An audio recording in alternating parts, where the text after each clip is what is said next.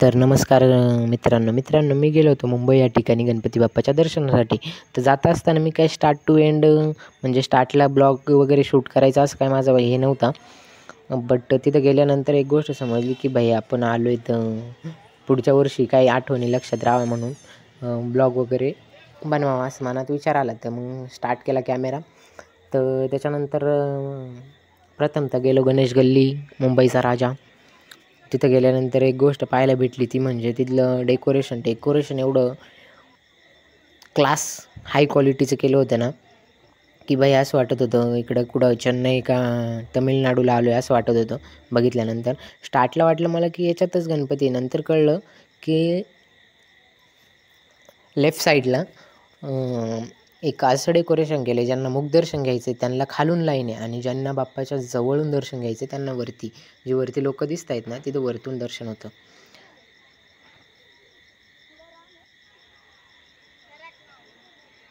आणि हे जे तुम्हाला सांगितलं ना, की तमिळनाडू, चेन्नई वगैरेला जे टेम्पल असतं, त्या टेम्पलमध्ये अशा प्रकारचं काहीतरी डेकोरेशन होतं आणि आपण थोडासा फ्लेक्स करत होतो.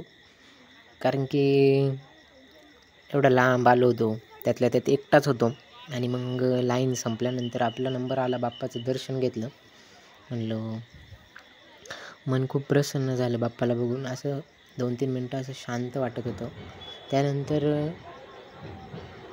ज्या कामासाठी आपण स्पेशली आलो होतो, ज्या बाप्पाचा आपल्याला आशीर्वाद हवा होता, त्या बाप्पाकडं रवाना झालो आणि स्टार्टला मला वाटलं इथूनच एंट्री की काय, पण जे नॉर्मल लोकं आहेत त्यांना इथून एंट्री नाही, बॅक साईडला एंट्री. मी जरा वेळ ऐकत बसलो ढोल ताशाचा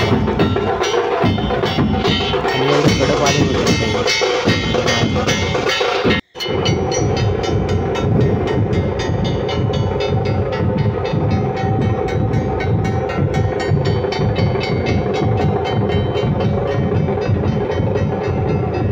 आणि ह्या येशीत ज्याप्रमाणे लिहिलं आहे ना, इथं राहणारे रहिवासी, त्या म्हणजे अशा 2-3 येस होत्या, की तिथून एका येसमधून बाहेर येणं, एखाद्या येसमधून आतमध्ये जाणं.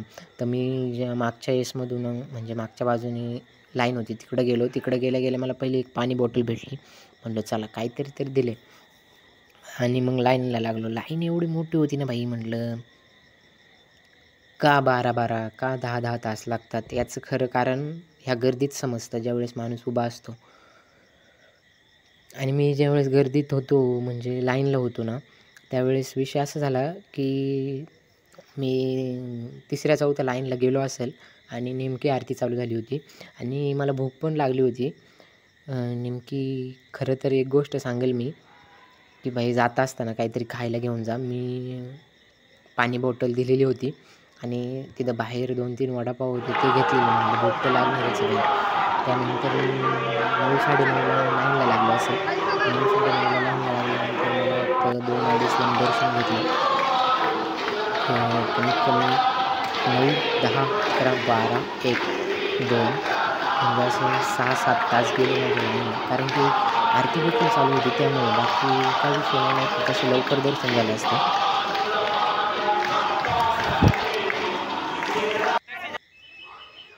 त्यानंतर म्हणजे जो मेन गेट आहे तिथून तर मला वाटतं इथून तर तुम्ही जर का इतर वेळेस त्या गल्लीत जाल तर बाप्पा जिथं असतो ना, तिथं जायला कमीत कमी 2 ते 3 मिनटं लागतात. पण ही गर्दी आहे ना, त्यामुळे जास्त टाईम लागतो.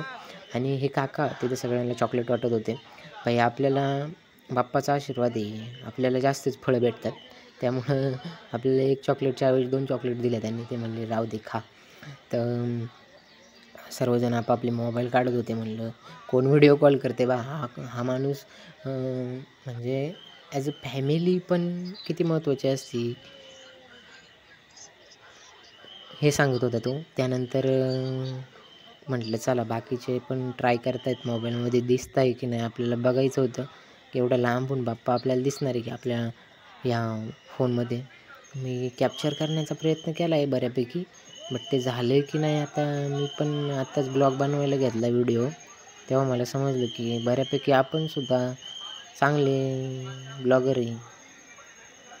बाप्पाला एक गोष्ट सांगेल मी, की बाप्पा भाई ह्यावेळेस मला ह्या साध्या लाईननी एंट्री दिली तू. नेक्स्ट टाईम आहे ना, काही नको रे, मला फक्त त्या VIP लाईनने एंट्री दे, बस एवढंच बोलेल. आणि दुसरी गोष्ट अशी सांगेल की भाई बघितल्यानंतर मन प्रसन्न का होतं, का लालबागच्या राजाला एवढी गर्दी होती, त्याच्यामागं काय आहे एवढं. तर ते काही गोष्टी असतात ज्या बघितल्याने अनुभवल्याने समजतात. तीच गोष्ट मी तुम्हाला सांगेल की नक्कीच या गोष्टीचा देखील तुम्ही अनुभव घ्या. तुम्हाला देखील खूप मन प्रसन्न होईल. आणि जेव्हा मी फिरलो आहे तेव्हा मी एक गोष्ट सांगेल की सोलो ट्रॅव्हल केलं आहे. सोलो ट्रॅव्हल करतानाचा एक फायदा असतो, तो म्हणजे ना कोणाचा दबाव, ना कोणाचा स्वभाव. आपण आपल्या मनाचे राजे. एवढंच बोलेल. आणि त्यानंतर बाप्पाचं दर्शन वगैरे घेतल्यानंतर वेशीच्या बाहेर आलो. पुन्हा एकदा वेशीपाशी आल्यानंतर देखील वेशीचं पण दर्शन घेतलं की बाबा असाच तुझा आशीर्वाद माझ्या पाठीशी राहू दे. आणि त्या गर्दीतून बाहेर आल्यानंतर थोडीशी गर्दी होती रस्त्याला. तर मित्रांनो, आजचा ब्लॉग इथंच संपतो. भेटूया नेक्स्ट ब्लॉगमध्ये. लव यू गाईज. सर्वांना खूप जास्त प्रेम.